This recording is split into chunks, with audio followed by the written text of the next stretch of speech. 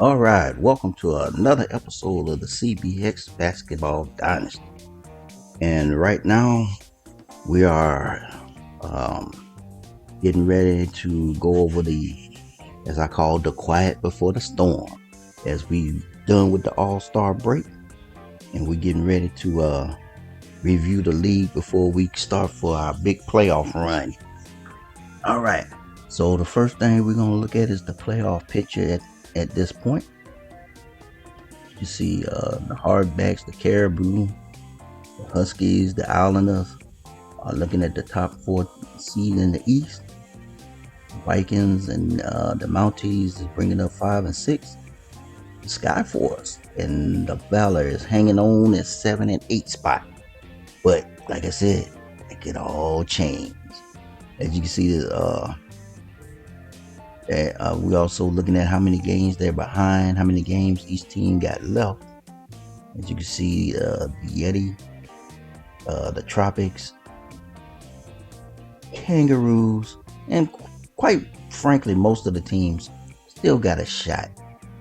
I would go on a stretch to say probably Goose Bay might be probably out. All right, we also looking in the West. As you can see, the Skyscraper done already clinched a playoff spot. And then we have the Frost, we got the Ballers, the defending champions, we got the Polars, we got the Snow Owls, and the Arctic. So the playoffs is definitely going to look different in season 2 if things hold the way they are. As you can see, we also got the Bulldogs coming up at 7 and the Rage at 8. And some teams got as many as 13 games left. Some got less than got as few as 6 games left. And as we see, the Pride, the Explorers, the 88s, the Lumberjacks, they struggling. They still have a shot. I would go out on a limb and say, I would say that the Warbirds and the Thunderbirds are out. All right, so we're gonna take a quick look at the power rankings. And as you can see, the West seem to have the top 2 teams at the top of the power rankings, followed by the 2 Eastern teams.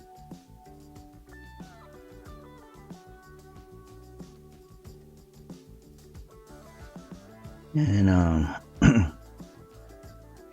this is, you can see how the actual playoff picture differs a little bit with the power rankings.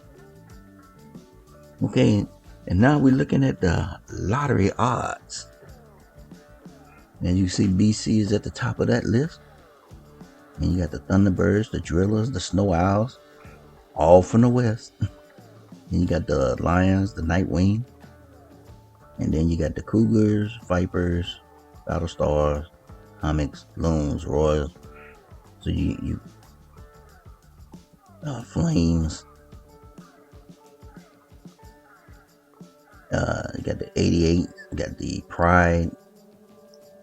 Now you're getting towards teams that still really got a really good chance of making it if they go on a hot streak, making it to the playoffs. That is, you got the Kangaroos, the Lumberjacks, the Rays, the Yeti, and the Tropics. So, and there's plenty of games left. So it's gonna get real exciting. So we're gonna look at the divisions real quick, because as you know, the 3 division winners will be the 3 top seed. I had to make the division. Winning your division means something. So it'll be the 3 top seeds. It was one of our rule changes that we had.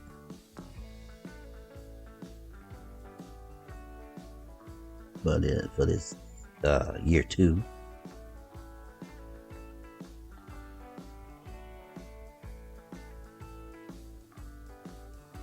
All right, so now we're going into the deadline of re-signing players who contracts come and due, and the ones basically who's willing to re-sign. That's pretty much are the ones that I'm gonna do right now, because they're the only ones I can't do. Because if they're not willing to re-sign, then I can't do anything with contract negotiation. And you know me, I like to keep teams intact. I don't like to do a lot of too much moving around, unless it's like I do something like a purge, and we're not purging this year. So I'm trying to give everybody that's willing to re-sign the most years I can give them.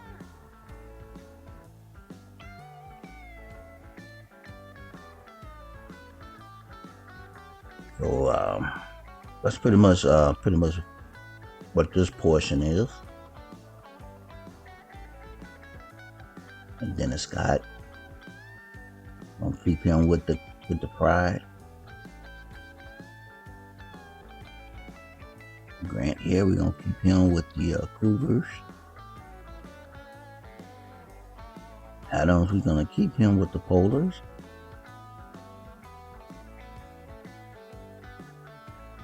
And we're gonna keep Shane here with the Valor.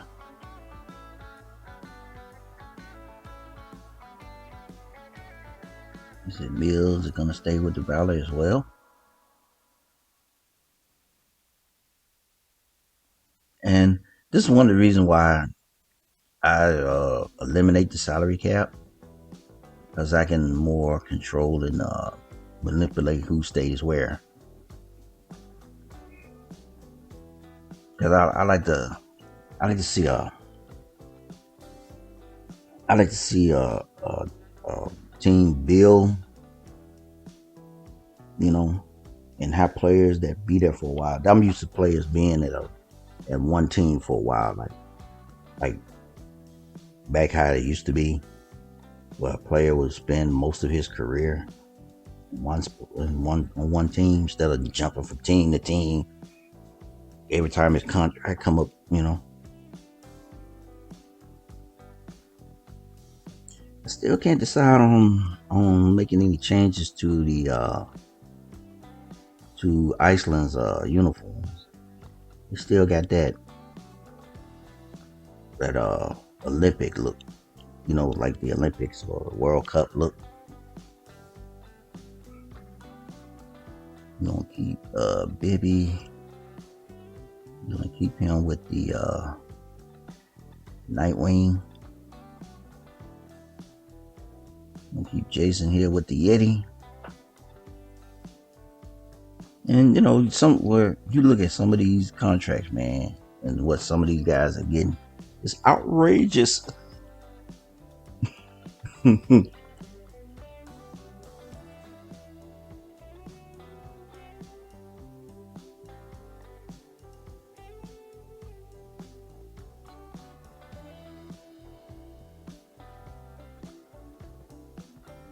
Mr. Johnson gonna stay with the Owls.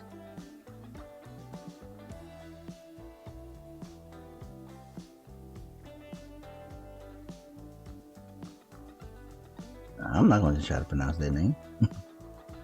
Otto is going to stay with the Ballers. Gonna see if he can get him another ring. Robin gonna see if he can get him another ring. Go Burr. Gonna see if he can get another ring. And Brandon, oh man, I could have broke this team up. And Grant Hill.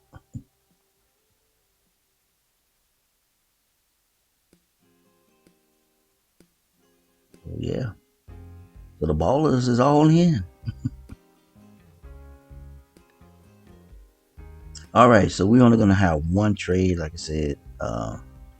Not doing any purge, and this wouldn't have been a good year for purges anyway, because there's only one team that was buying, and that was the Tropics.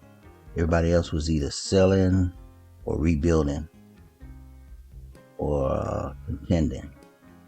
So we're just gonna do just a basic normal trade here, and We're gonna trade since the Cats are selling, and they got one guy who is determined not to resign. They're gonna trade Draymond Green to the Tropics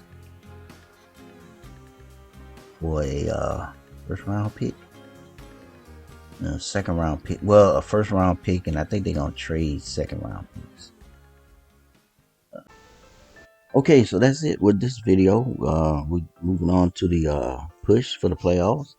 I hope you enjoyed this. Tune in for the see which team's gonna make it in, and like I said, we getting into the what's called the good part of the season. So we'll see you then, and thanks for watching. And you have a good one, and stay safe.